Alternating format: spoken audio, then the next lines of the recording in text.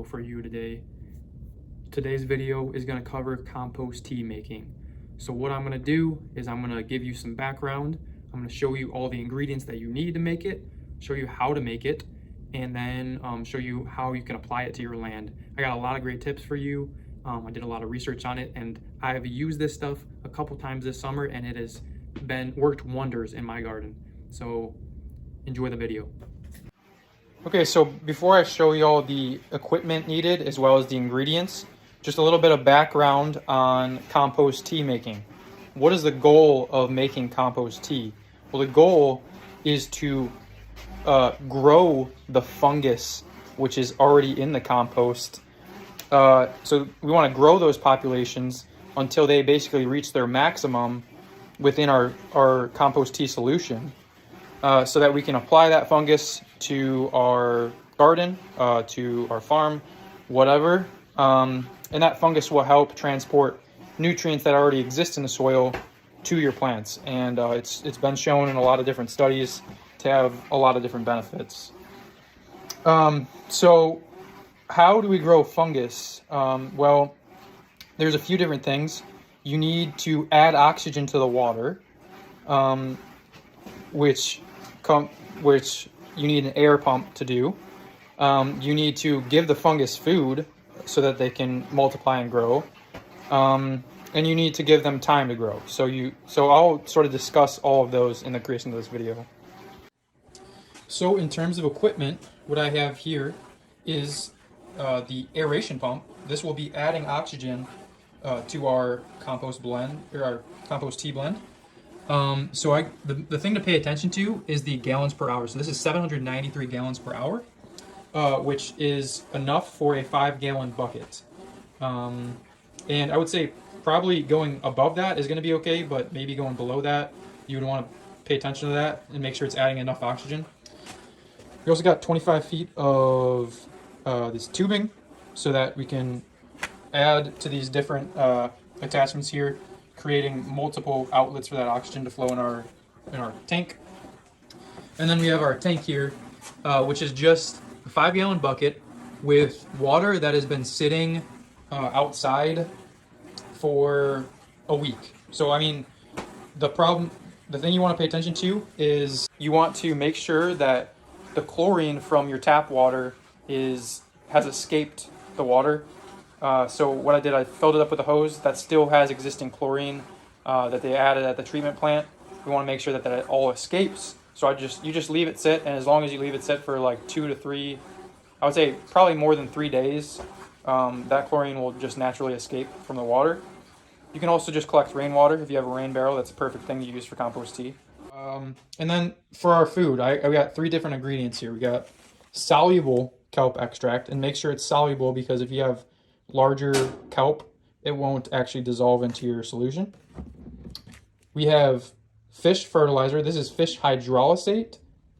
So that means that the entire fish was ground up, and this is what was recommended that you use for that. And then humic acid. So it's about a tablespoon of each of these ingredients that we're going to add to our compost tea. And yeah, so I'll get going on those ingredients. And then we're also going to add our micronutrients. This is just a micronutrient blend that I picked up from Menards, as well as some actual nutrient blend of a fish fertilizer. So these are meant to grow the microbes, and these are meant to add nutrients. So we'll add these while it's brewing, and then after it's done brewing, we'll add our micronutrient blend so that we don't lose any of those.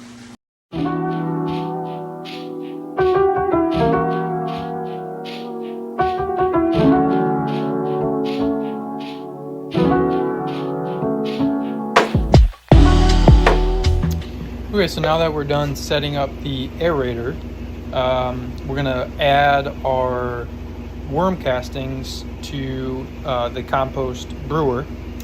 You can use compost, you can use worm castings. I've heard that the recommendation is 4 to 5 cups of regular compost or 2 to 3 cups of worm castings. So we're just going to sort of eyeball it here and fill up our This is just a reusable produce bag, mesh bag. You can buy actual compost tea filters, but this is just what I had laying around.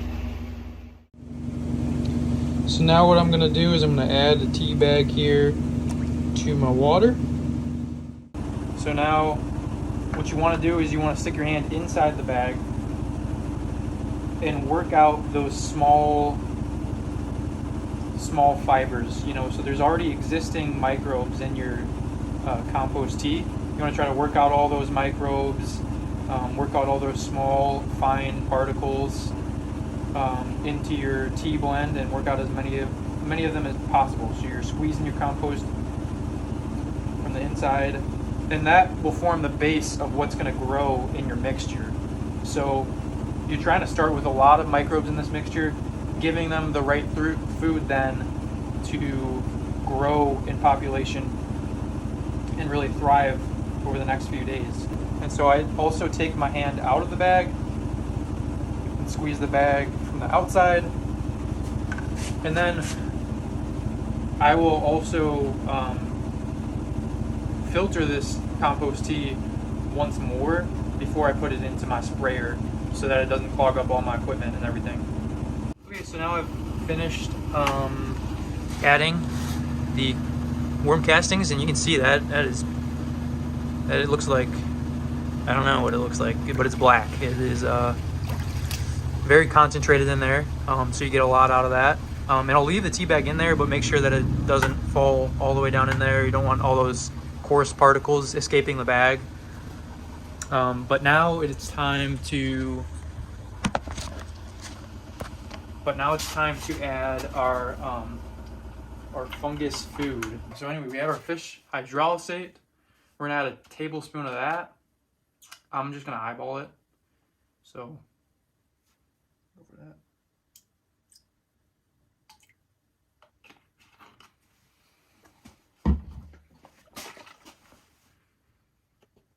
We have our humic acid. We're gonna add a tablespoon of that as well. Interesting.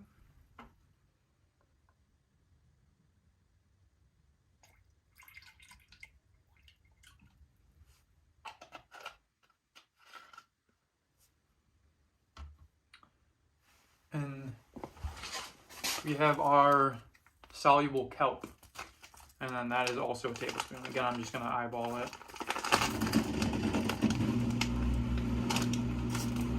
Whoa. Okay.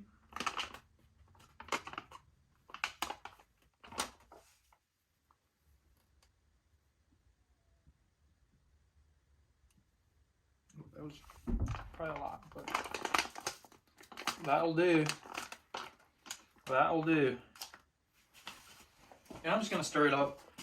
I don't know if that's necessary because you're going to be stirring it up with all the aeration and whatever, but I'm just going to give it a stir. I think it is sort of necessary from what I read. Just stir everything around, make everything pretty homogeneous.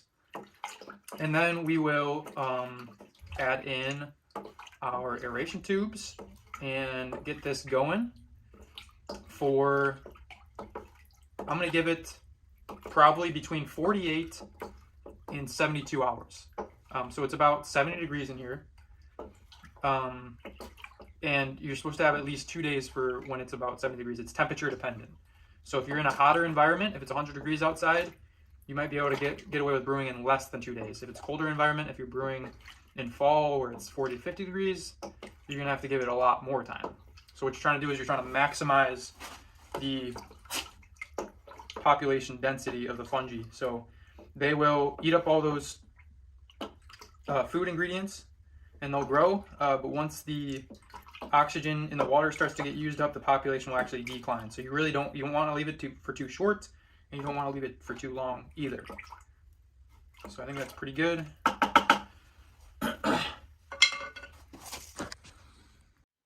Okay, so now we have our full compost tea setup here. One thing to keep in mind, make sure the bottom of your tube is at the bottom of the barrel. That's important so that the air travels throughout your entire compost tea blend. What I did was I just taped a few nails to the end of it because they were kind of flying all over the place. So that helps weigh each one of them down.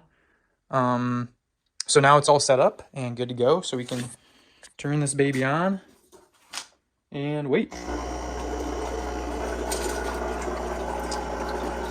So yeah, we will leave this on for 48 hours and then it should be good to go.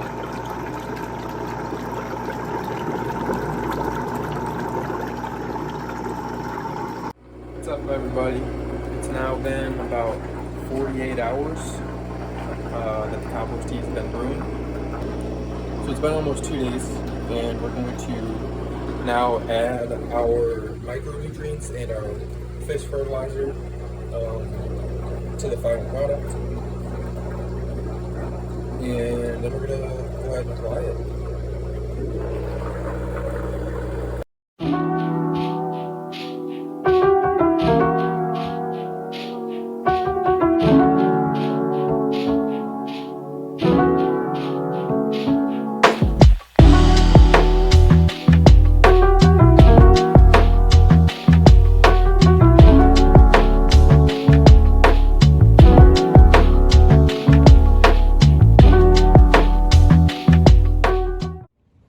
Okay, so what I just did there was I took the compost bag out so that it didn't absorb all the nutrients that we were adding.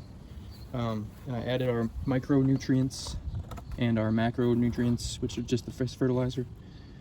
Then I diluted it. I just did about 1-to-1, just so that I could get a little bit more out of it.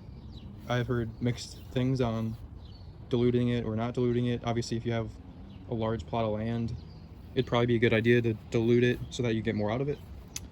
And then one thing I did is I strained the tea before I put it in the sprayer so that it doesn't mess up the sprayer at all.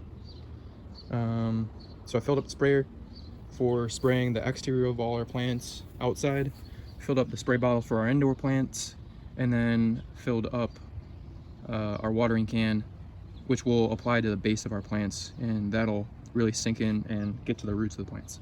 So now I'll go ahead and apply it to all the plants.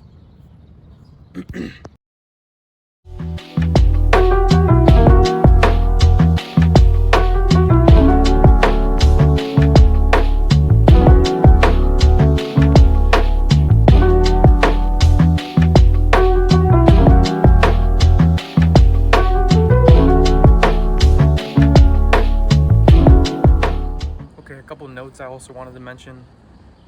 One, you don't want to wait too long to apply this stuff. I've heard that you have 7 hours. I've also heard that you have 2 days. The point is, like, the sooner the better. So once you create it, you want to apply it like basically right away, because the microbes and the fungus will start to die off. Two, that's also one reason why I think store-bought compost tea is kind of BS, because it sits there for a long time and they claim that it adds nutrients, but that's not the point of compost tea. The point is to add microbes and fungus to the soil. The third point is the ingredients that I used humic acid, fish hydrolysate, and soluble kelp. Those are specifically meant to target fungus, and I don't think I mentioned that.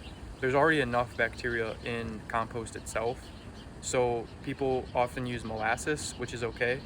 You can use it and it will grow bacteria, but we're specifically trying to grow fungus.